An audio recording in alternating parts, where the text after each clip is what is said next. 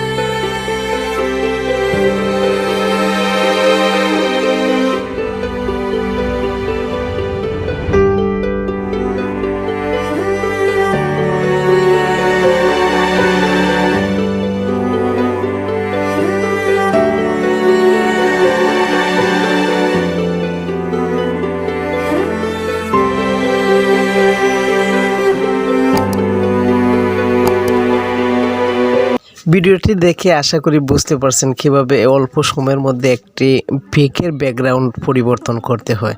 তো আসলে ভিডিওটি যদি ভালো লাগে অবশ্যই একটা লাইক করবেন, সাথে একটা কমেন্ট করে জানিয়ে দেবেন ভিডিওটি কেমন হয়েছে। আর পরবর্তী ভিডিও পাওয়ার জন্য অবশ্যই চ্যানেলটি সাবস্ক্রাইব করবেন। ধন্যবাদ সবাইকে।